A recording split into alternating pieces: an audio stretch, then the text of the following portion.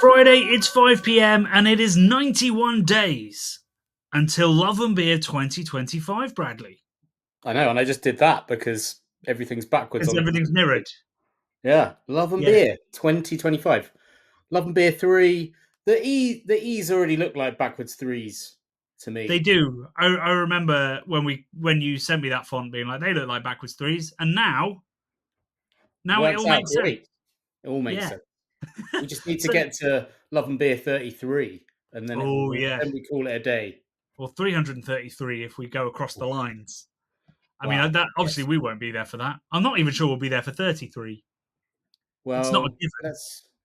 no, there's not a given. That's a bit morbid. Yeah, straight in there with the morbidity. So if it's 91 days until our annual craft beer festival at the Beer Merchants Tap starting at 3 p.m, tickets are £25, including a tote, a free glass, and a pour. That means we probably announced the festival with 100 days to go, which anyone else would, any other YouTube channel, that might have been the plan, but that's just coincidence. Yeah. It was big time coincidence. I mean, we probably should have announced it with 364 days to go, but that's another question. Well, we've already sold a quarter of the tickets. That's not bad, eh? That's all right. Yeah, we're doing okay. But do please tell all your friends, because it's going to be an absolutely wild party of homebrew collaborations. Brad and I have spent the last week working out who we want to invite to do collaborations, who we want to do our collaborations with. We're going to have obviously lots of new breweries in the collaboration section, but we're going to have some heroes of previous 2 years coming back as well. And if any of you were a fan of a certain beer range related to what you wear on your bottom half, oh, that's good. Installment might be coming. Yeah. I've had affirmative news from Jack.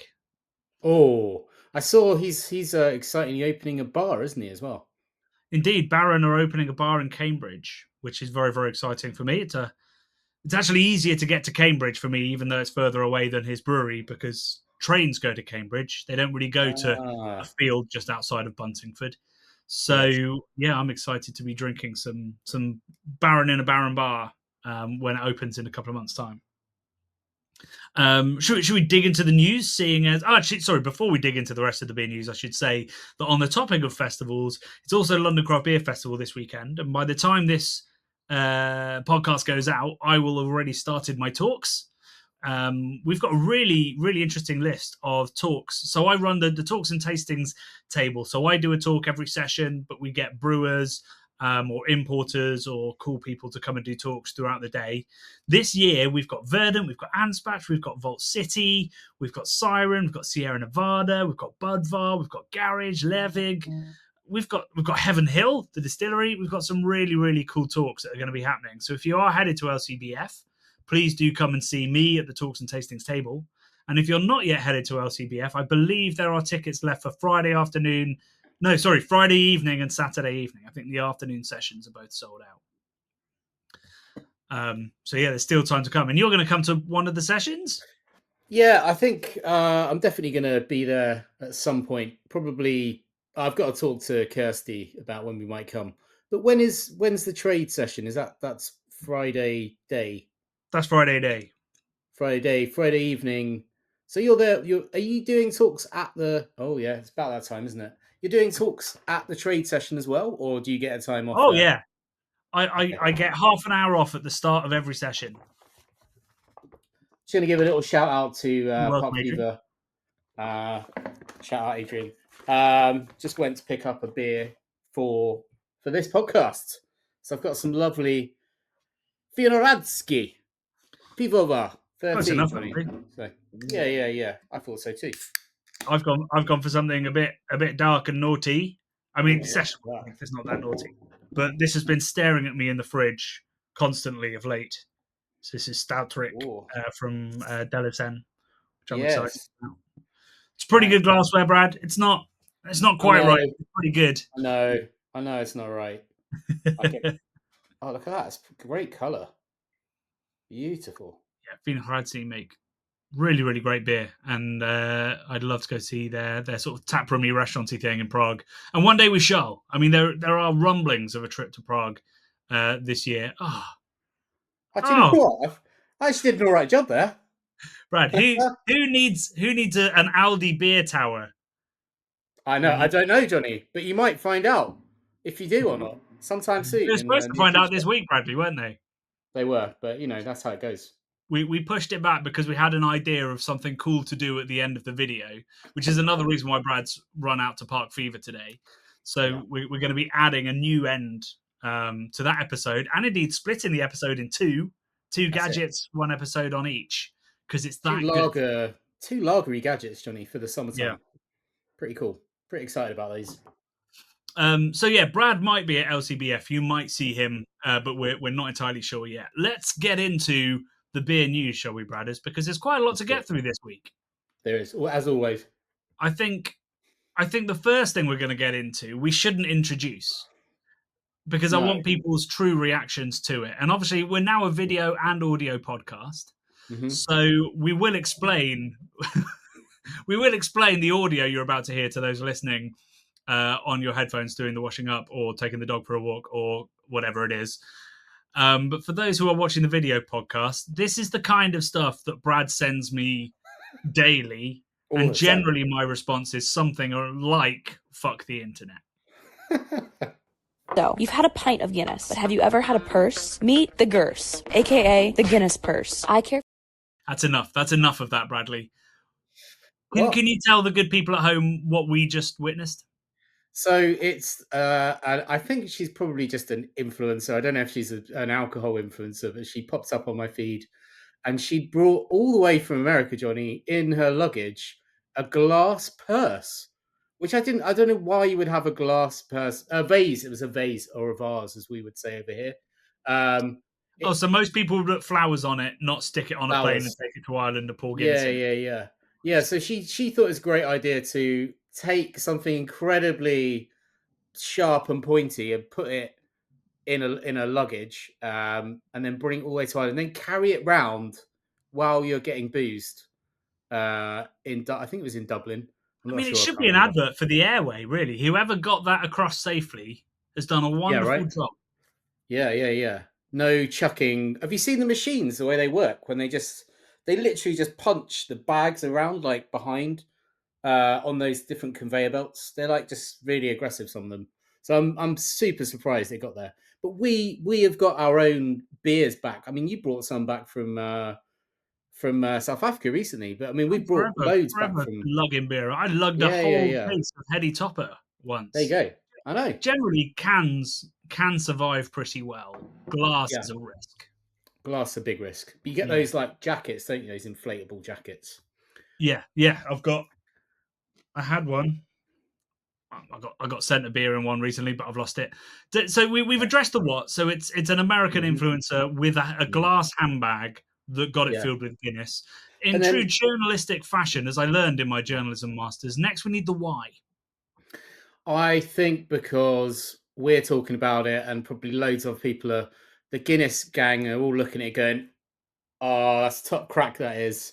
Who wouldn't want to drink out of a 2.5 pint purse? I think you'll find you mean a Gurse. Most people. A Gurse. Sorry, a Gurse. Yeah. Sounds like a disease. I think because it sounds a bit like hearse. Yeah, it definitely sounds like a condition, doesn't it? A Gurse. Yeah. A really bad case of Gurse. But, I think she's got a bad case of Gurse. And I watched the whole video. It's like 1.5 minutes long. And respect to them. All of the lovely Irish people working in hospitality are all humouring her. They're filling the bloody thing up. And every time you're looking at her carrying it, not by the handles, but just sort of like. I don't think it would last if she got by the handles, because she's presumably got 3-4 pints in there.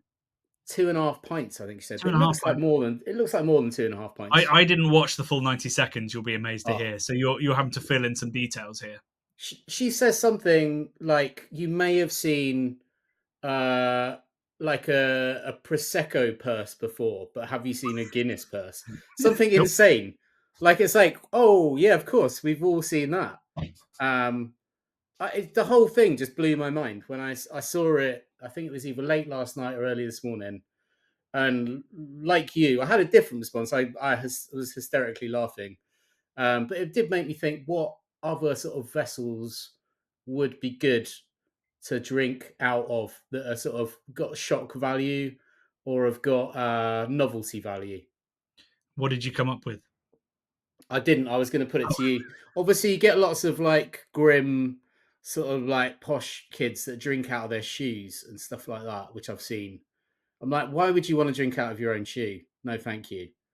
Plus, I've got Tevas on, so I wouldn't be able to drink out of those. They're sandals. But I don't want to drink out of anything that's been on my foot. No, thank you. I just think, glassware is pretty good. A pretty hot take from, I don't know, a human, but they work. I don't know why we need to mule glass handbags or use shoes. I've drunk from a boot once, a glass boot. Glass boot, yeah. That sounds kind of fun. Which I guess my is university. I bet they don't do this anymore in our student halls. Our student union was called the Wellington, and we called it the Welly. And on your birthday, they would fill a welly with whatever you wanted to put in it, and then your friends would fill a welly with whatever they wanted to put it, and then you'd have to drink the welly. Like a rubber welly, a proper. Yeah. Oh, yeah. Man. And I was blessed that my birthday always fell during holidays, so I never had to do that. What was the most grim concoction someone put in a welly, do you reckon?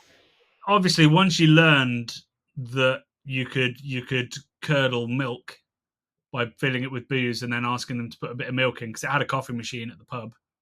You'd fill it with the strongest stuff you could find or you could afford, and top it up with beer or cider, and then put a shot of milk in. And they'd have to drink it before it went solid, basically. Jesus.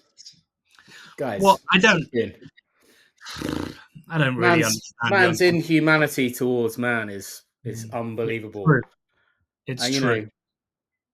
I feel like the glass purse is like some sort of analogy for like a kind of Cinderella type thing.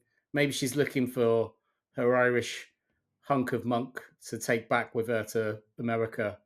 Like, doesn't Cinderella have glass slippers or something, or loses one of her shoes? She does. Yeah. She loses a glass slipper when she's running away at midnight, but I don't really see the only connection there is glass. Like, unless it's another influencer being like, I need to find the influencer with the glass handbag in some kind of weird, meet cute.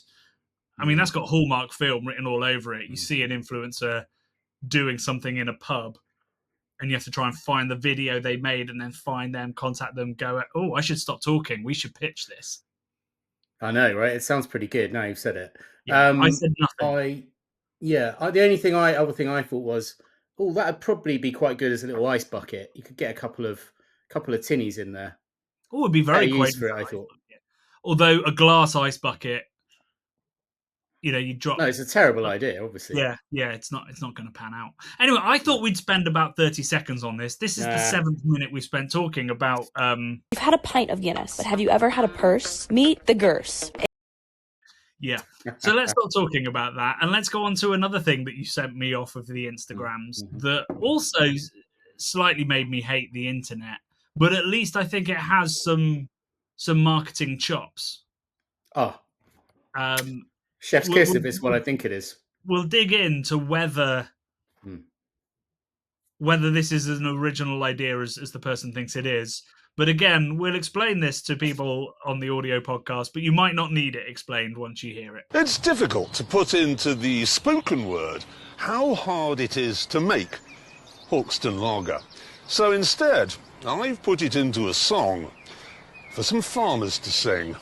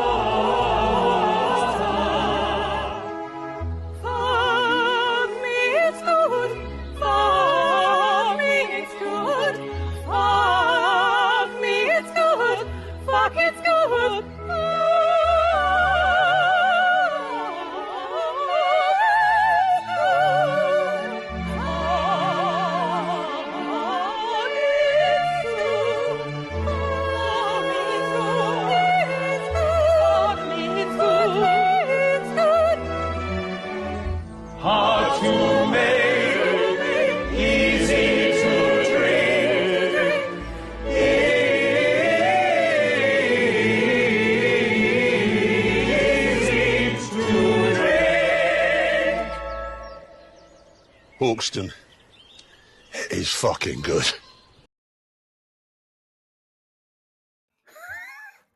Come on. So this is straight out of the BrewDog School of Marketing. Do something, claim it got banned, watch the sales come in. Yeah. I don't believe it was ever submitted to the advertising regulator in the UK. What you're saying, Clarkson might be a bit dodgy and maybe has told a little white lie there. What? I mean, I wouldn't call it a white lie because a white lie is supposed to be of benefit to people. I think what he's done there is just a lie. And he's made an advert, which I hadn't made this connection, but it is clearly partly inspired by the BA advert. Is it BA? Oh, there's a beautiful British Airways advert from 1989, which is seared into my memory. I would have been 7 years old at the time, and it's basically like aerial shots of people in formation below in deserts and in the middle of cities, but they're like making the shapes of eyes and ears and stuff moving across the landscape as they come together and make a face that turns into a sort of winky face, smiles, and then they will like bend down or something, change the color of their shirts, and it comes up as the planet Earth.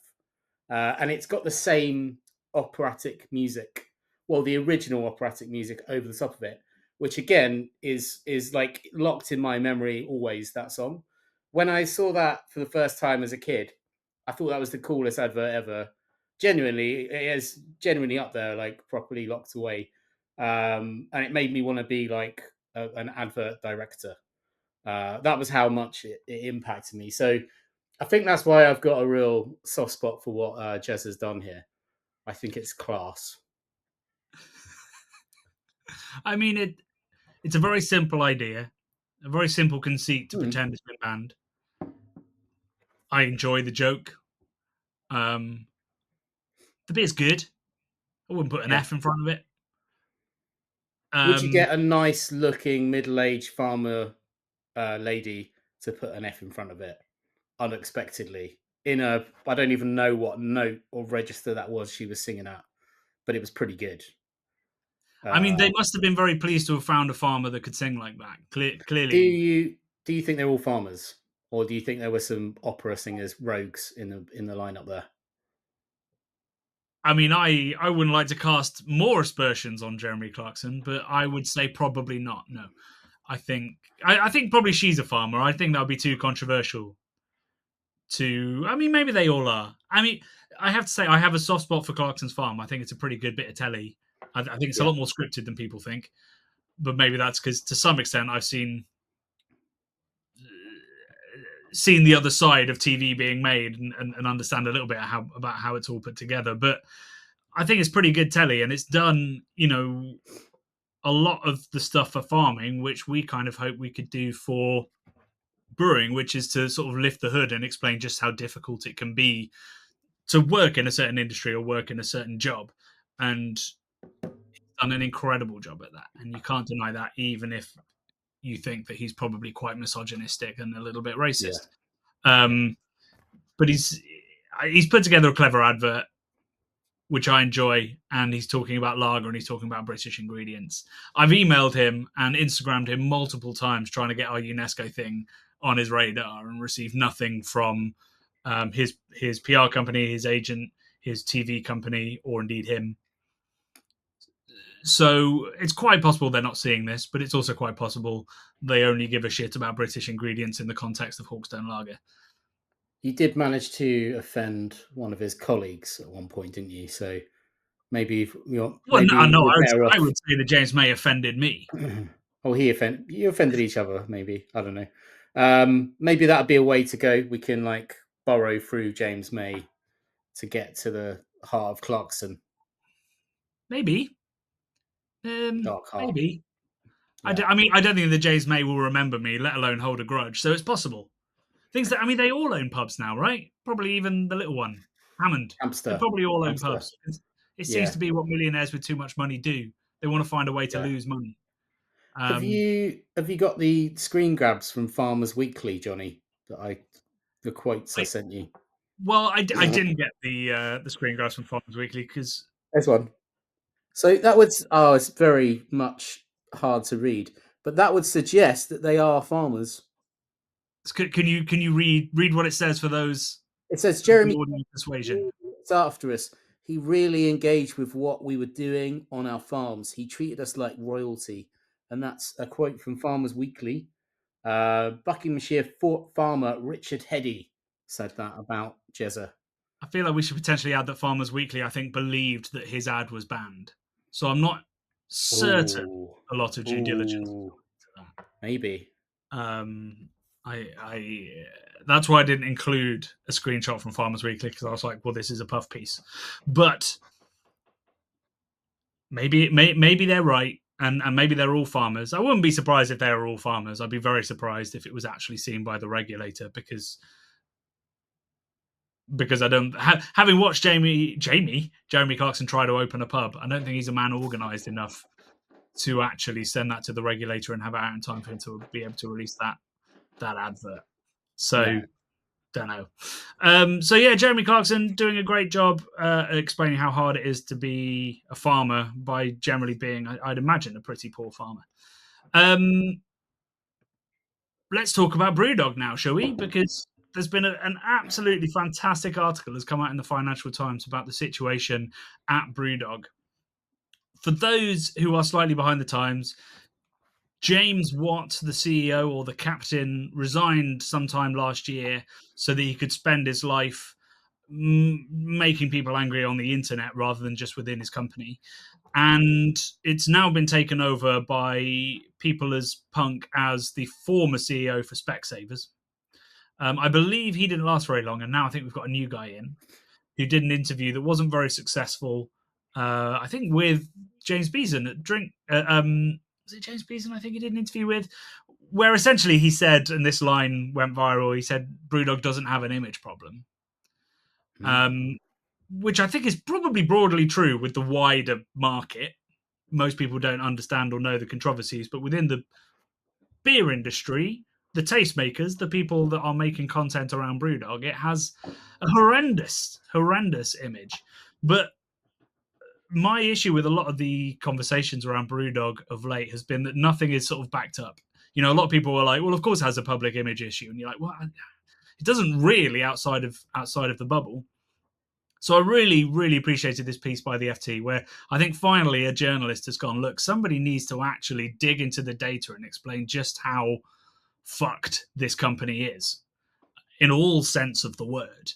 And so this article really digs into the numbers, references some of the controversies, but really it's focusing on the TSG deal, which is the venture capitalist firm that bought 23-ish% of the company back in 2018. And in doing so, as we know from the BBC expose and some other things, they essentially made it very, very unlikely that any of the equity punks were going to make any money from this. Yeah. Because basically James and Martin, who were the majority shareholders at the time, took away their preferential rights. So now basically TSG have to be paid X amount. It's an interest that is being added to the debt every year. And that's slowly wiping out the value of everybody else's shares. So this is a little pull quote that I pulled from it. So, with hindsight, the terms of that transaction turned what was long regarded as the poster child for crowdfunding success into a cautionary tale. All the shares sold to retail investors, so that's people like you and me, the 130,000 so-called equity punks, will probably be worthless unless a generous buyer suddenly appears for the loss-making BrewDog. Watt's own remaining stake also looks like a zero, which puts his 2022 pledge to give what was then described as £100 million worth of stock to staff in a new light. They too are likely to get nothing. So James Watt, sort of in response to the fact that he'd become a millionaire very, very quickly, said, I'm going to give loads of this money back to the people that made it.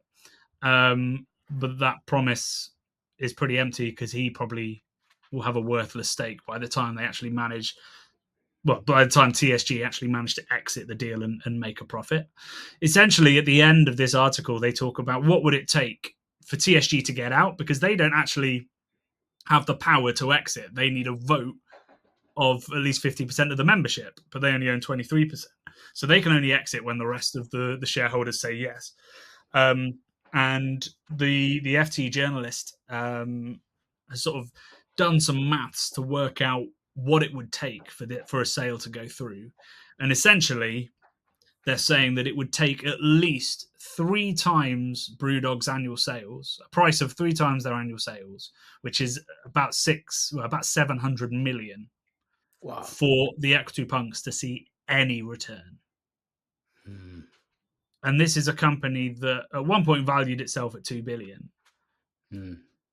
but is definitely not worth $1 billion according to analysts, and is probably worth less given that it is so heavily loss-making.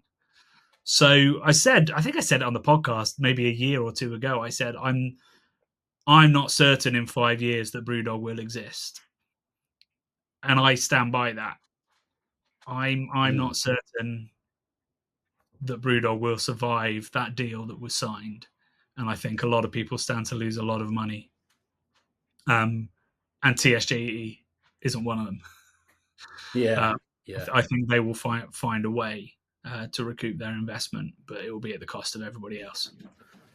I just feel really bad for. I mean, I went on a BrewDog Airlines thing over with loads of equity for punks. I'm not an equity for punk, but as a sort of press junket over when they opened up in Ohio for a few days, and the people that paid a lot of money, I think it was about £2,000 or £3,000 that trip to go fly over on BrewDog Airlines, and then be put up in a hotel and sort of have some FaceTime with James and whatnot. I just feel really bad for them. I mean, they were so lovely, like super invested in it, like getting tattoos while we were there to add to their collection of BrewDog tattoos. Super nice, like honestly, super nice people. I don't think there's, I've got nothing against people that drink BrewDog, and they had a great time when I was there. And I just think about the people that might have put more money than they could afford into it because they got caught up in a dream, like a whirlwind, thinking they're part of something big. And then when the thing that you think you're part of pushes back and says, no, I don't want you, that's going to hurt, especially if you can't afford it. So I just hope there aren't too many people that have, sunk in tens of thousands and thought they were going to get. Obviously, your money is always at risk when you kind of put equity into some of these schemes. But yeah, you've got to kind of think, was there ever any intention to come good? I don't know. Yeah, I mean, just sad. The form of crowdfunding that BrewDog did, and a lot of other companies done is because I've run a couple of these campaigns for different breweries, smaller breweries. The way that I always put it is you are to some extent cashing in your goodwill, right? People aren't looking at these as necessarily financial investments. They're looking for discounts and to be part of something, and maybe longer term to potentially get their money back or a little bit more.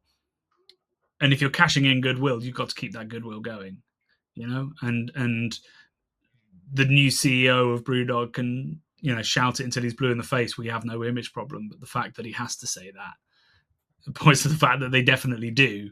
And they've alienated not just the beer scene, not just former employees, but also the 130,000 people. It's not a small number of people who are probably their core customers are also going to be livid with them if they aren't already. So it's pretty dire, the situation there. And big changes need to happen at that company if it's going to survive. Actually, I saw today the CEO of Diageo has left by mutual consent as well, which might be wild to hear to beer geeks because we talk about Guinness all the time, right? And it's doing incredibly well. It's doing better than it ever has. But the rest of Diageo is crumbling. Their spirits brands are really, really struggling. So yeah, I thought that was really, really interesting as well to see the CEO of Diageo have to move along. It's not good times to be at the top of the bigger end of the sort of the booze industry at the moment, and which wish her the best and the people at Diageo, because whether you love or hate Guinness, it's done a lot of powerful cultural good for beer, particularly in terms of getting people excited about it. Yeah, man. I'm just looking at some of the Diageo spirit brands they've got. I mean, they're huge, aren't they? Seemingly. Johnny Walker, Bailey's, Captain Morgan, Don Julio Smirnoff, Tanqueray, Bullet, Talisker, bloody loads of them, man. Kettle One, Mm-hmm. all kinds of things. Yeah, wild times.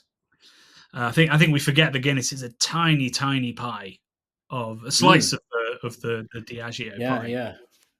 Right, we've got one more bit of news for you, which comes related to my book. So this is a long quote, which you can pause and read if you really want to. But essentially, this is a study that has been done by the Max Planck Institute, which sounds made up.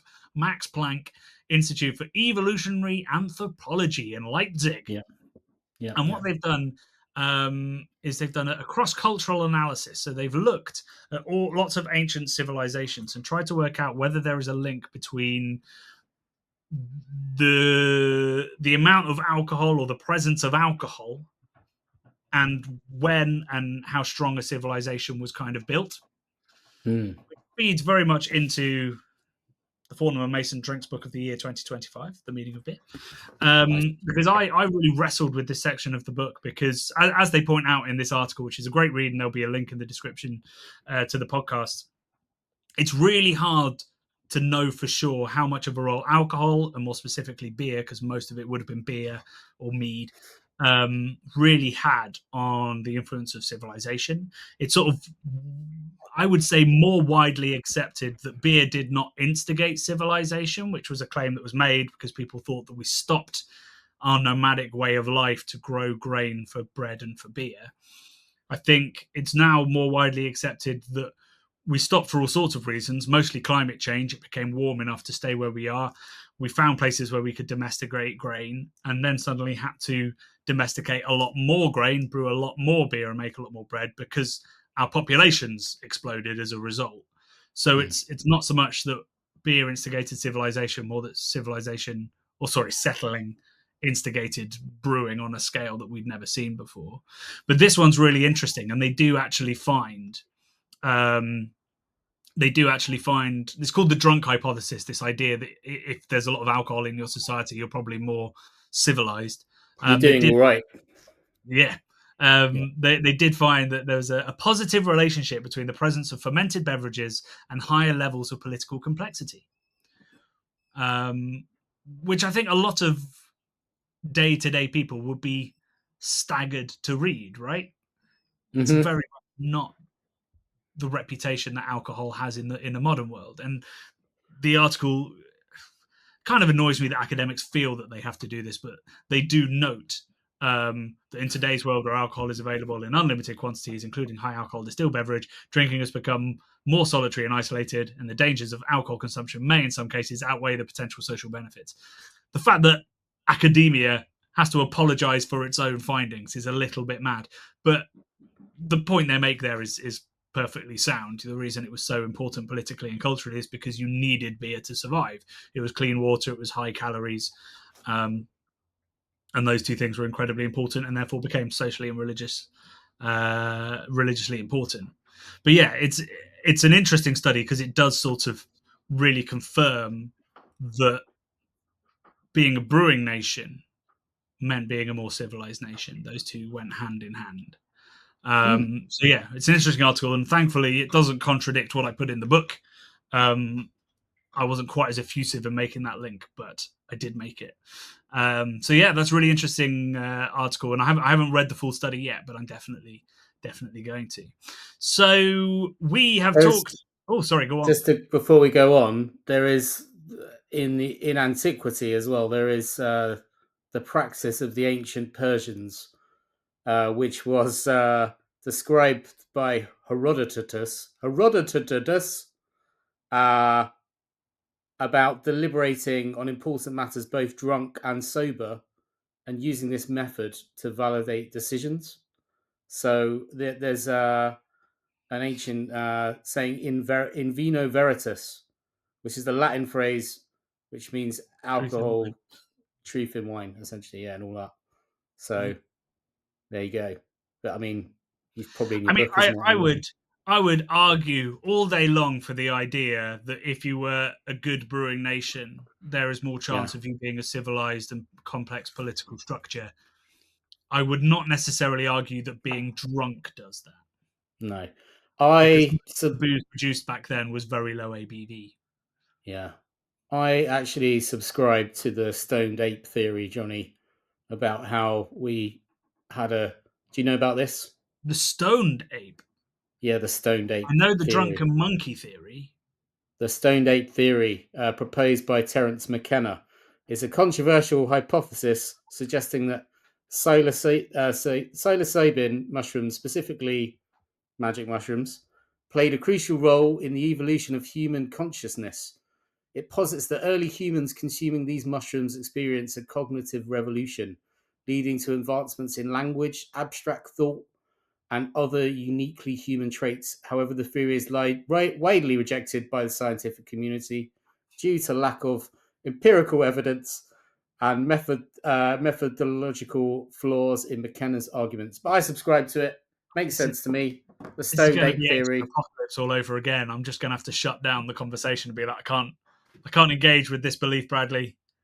No, I think that's how it happened. I think we've lost all sorts of ancient knowledge, and people were definitely getting, they're drinking up their brews and maybe pop in some shrooms and discussing things while discussing taxation of the public. And yeah, exactly. Sure, you heard it. We didn't hear it here first, folks, because this is the internet, but somebody else said it and now we're saying it too. Right, let's dig into this week's video, which was supposed to be, as we've said already, was going to be a lowbrow from Brad, but that's now going to be a double header starting next week. Starting next week? We think starting next week. We think he'll be ready. Yeah. And instead this week we had a rant that I've been intending to do for a long time, to sort of finish off the cast content that we've been doing. So I mean, we learned a hell of a lot making Keep Cask Alive 3. I think that's fair to say. It really opened our horizons. We've fallen in love with God's own country. We've realised that bitter really does vary. Although, as we've discovered from the Harvey's video, what we thought could have no link to Yorkshire in the Harvey Sussex Best is in fact a Yorkshire yeast. And then in the comments, lots of people being like, I've always thought it. So they're smarter people than us. But one of the big shifts that happened in my brain was this idea that, and it's partly out of guilt, I think, that I've made this video, because definitely when I first got into craft beer, I then started to look down a bit on cask ale. I started to think it was a bit dull and a bit boring, and it's taken a lot of education to realise that it's anything but. And so I wanted to put something out there, a bit when I did my Justice for Lager rant as well. Like, just trying to say to people, I used to think this, I used to be like you, but now I know that cask ale is about as craft as anything can get, let alone beer can get. And I once thought that lager was crap and boring, and now, once again, it's what I mostly drink and what I've fallen in love with probably most in the craft beer industry. So I wanted to put that video out live and say we should look at cask in a very different light, and we should really start to engage with the issues of cask and of craft keg, although I hate that term, together. They have very mutual interests. Their biggest barrier is access to market. And that will be the next campaign that we work on once we've got UNESCO sorted. We'll be going, right, we've got all the marketing backing we need, and now we're tearing down the big brewers hold so that everybody gets a fair shout. And I hope that came across. It was one of those videos where when I clicked live, I had no idea what the response was going to be. What did you think of it? Did I get my point across? Was I salient? Yeah, I thought it was great, and I think that bears out in the comments. People are passionate about cask, and so many people in America as well agree that cask is craft, and there's a real want and a need for it in other parts of the world, and a reverence that we take it too much for granted because it's of where we're from.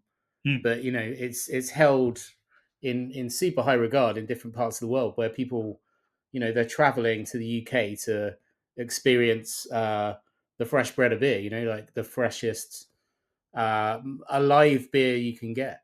It's kind of it's an amazing thing that I think you can be so close to something and then take it for granted and easily lose it. I think we've talked about this sort of phenomenon before, that you tear down your own heritage beer culture because you consider it boring and old and what your mum and dad drink. You see it in Germany, you see it in the Czech Republic, you see it in Belgium, and you definitely see it in the UK, and increasingly in the US, you see it with craft beer. Sierra Nevada Pale Ale is what your dad drinks. It's sort of the cliche about it, and I think Sierra Nevada is doing a really great job of fighting that, and other breweries, a bit like Allagash as well, have done a really great job of fighting that. But it is a battle they have, and it's why is it Hazy Little Thing is like maybe outselling Sierra Nevada Pale Ale now because it's just a younger brand, a younger idea, sort of younger, more modern flavors, I guess you'd call it. And they've had to diversify to combat that. But there's an additional element to this that I hadn't considered, and I wish I had for the video. But Mark Henschel in the comments pointed it out to me. Mark Henschel says, great summary. One thing I'd add is I think some of it is possibly a result of the term craft beer being imported from the USA, along with us in Britain often. Sorry, it's not a brilliantly written comment, but it is a brilliant point. Do you know what? I'll just read the second sentence. Importing the term craft beer into a country that has quite literally been handcrafting beer for centuries, and then excluding that cask beer from the definition doesn't make any sense at all. And so what Mark is sort of saying is not only are we not valuing our own heritage, but also we had craft beer, then we come across this term from America that is craft beer, and we apply it to what the Americans are also sending over, those beers, despite the fact that we have a craft beer movement already. So it's sort of we're retrospectively having to fit this definition, which no one quite agrees with, onto cask ale, and it doesn't quite fit because of that American influence that it has. So most beer drinkers consider hoppy beer the same as craft beer. Yeah. And cask ale, there are very hoppy cask ales, but it has lots of other things going on that people just don't consider to be craft. And as a result, it starts to get looked down on. And I think it's why in Germany, Czech Republic, Belgium, the term craft has never really taken off as a concept. Yeah, didn't resonate. Yeah, in Germany, nobody really uses that term. In Belgium, they actively refute that term. Mm-hmm. Even people like, Deleuze, who I would say are the original craft brewery, like modern brewery in Belgium, absolutely will not really hear that term applied to them. And I think in the UK, we didn't consider the impact of essentially going all in on this idea of craft when we already had 1,500 craft breweries operating in the UK. Yes, that's an amazingly valid point. And I think we're all guilty of, people that started drinking it when it started coming over, like me and you, we're kind of guilty of not bandwagoning, but like jumping on the bandwagon and going, this is cool. I like America. Man, these flavors are like wild. This is not what I'm used to drinking. Even if it was oxidized and like not good coming over, it was still vital and exciting and different to what we were used to. And there's something about the grass being greener and just like new shit is always exciting, isn't it? But it's I think it's also, when my daughter comes to me and goes, hey, you really fucked up craft beer, didn't you? I will say in my defense, I'll be like, actually, a bottle of Sierra Nevada was probably easier to come by than good cask in 2011. Yeah. In London, definitely not true in the north. But where we were in East London, plying our early trades, Most pubs had Sierra or Brooklyn in the fridge. Most pubs Yeah. did not have cask you would trust. And so not only did that dent our respect for cask ale, it also just dented our opportunities to try it. And that, that's why we ended up in the old fountain so often, because it was the best place to get cask ale. We didn't really discover the Wenlock until a bit too late, but we did have two really good cask pubs. But I remember having conversations with people at work being like going, "Oh, we're going for Friday drinks." None of them wanted to go to the old fountain or the Wenlock, No. So we were drinking bottles of Sierra Nevada. And it was that place just over the road that gave me a Sierra Nevada with a lime in the top, because they just considered it like Corona. So that would be the only way I could defend myself from these accusations. Turning my back on cask. No, I don't. Look, I wasn't even really. I don't know what I'm trying to say. I think it was obvious that we were going to take to it. It's like when, the Berlin Wall came down and suddenly, Coca-Cola and all these American brands probably came into East Germany or whatever. And then suddenly it's very exciting. Everything's new and like, oh my God, that must be better because I've not had access to it. And there's a wow factor. And I think just the idea of America and the possibility, especially back then, was pretty exciting to young whippersnappers like me and you that were just sort of like. Plus, Johnny, if we made the cask beer channel, we wouldn't have travelled the world in the same way we've done. We would have travelled the north of England extensively, and the south. I think we'd be and living wherever. there by now. Yeah, yeah. We'd be still considering it. Yeah. But we can't deny anything really. But it's cask is craft. Yeah, it is 100%. It's the original. All of these beers that are the home nation beers, the cultures that are indigenous to where they're from, they're all craft, really, aren't they? They're where the American craft beer scene got their ideas from. All of those nations have, I guess, heritage beer styles and brands that sort of corporatized. You look at maybe Lef, and it's almost certainly not the beer it used to be. You look at, to some extent, even Paulaner and breweries like this. There's. I think I say Paulaner in the video, and I slightly regret that. I don't think we can consider that craft. I mean, that is so commercialized, so corporatized, that I don't think there's a lot of craft going into it. I do think they are trying to recreate the craft that it always had. They're trying to keep the beer the same, but they're doing it at 5 million hectoliter scale, but definitely those indigenous brewing cultures are vital and craft, even if sometimes they've gone the other way. And there's arguments that a lot of craft beer in America has. Is Lagunitas IPA really the sort of the loved dialed in beer that it was back in 2010? I don't know. I haven't drunk it since they sold to Heineken. And since they dropped the ABV as well for the UK market and stuff, which is usually a bad sign. So, yeah, I mean, as always, these definitions are super blurred, but I think it's pretty clear that cask and any other sort of heritage brewing culture should be part of any definitions we have or any discussions we have around it, or else we're doing ourselves a disservice and we're not exploring the beer cultures that we profess to love.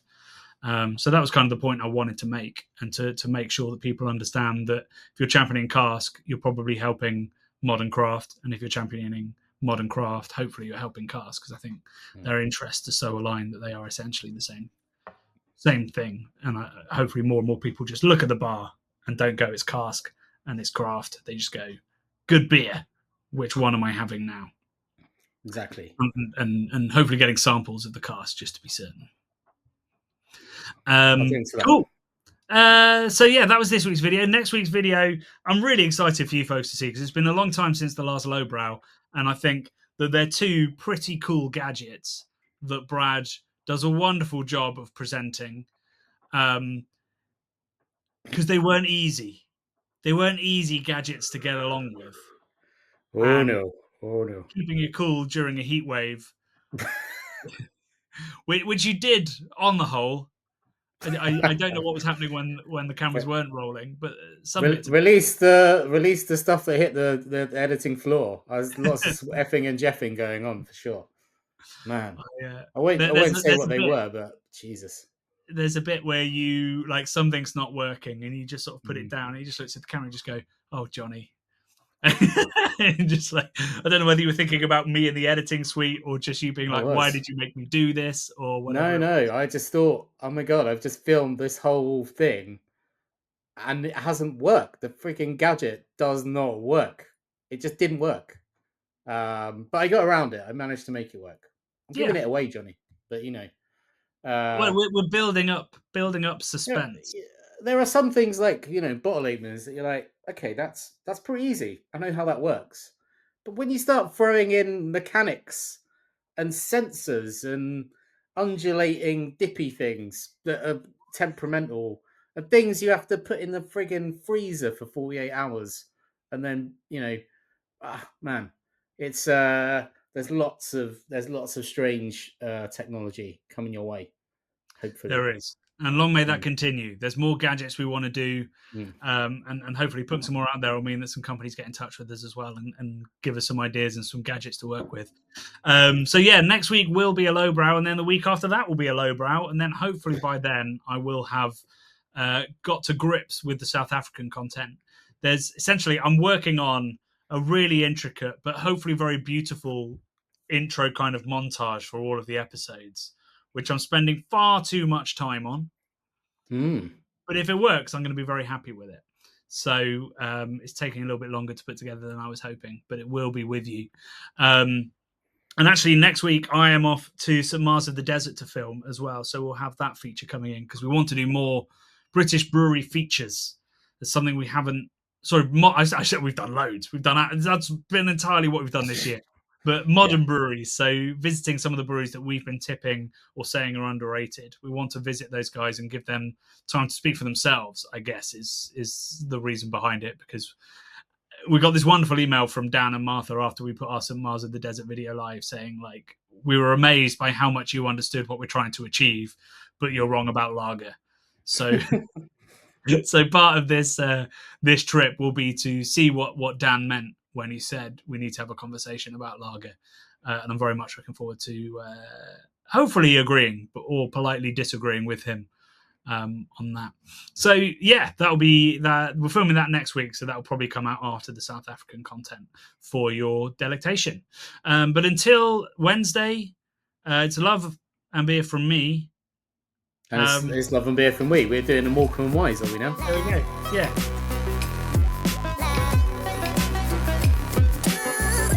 The Bubble and Friday 5pm podcasts are brought to you by the nerds behind YouTube's craft beer channel. You can watch over 400 mini documentaries at youtube.com/the craft beer channel. And if you love what we do, support us via Patreon and get access to merchandise and our amazing Discord forum, a positive and welcoming space for everyone who loves beer, food and homebrewing. Love and beer.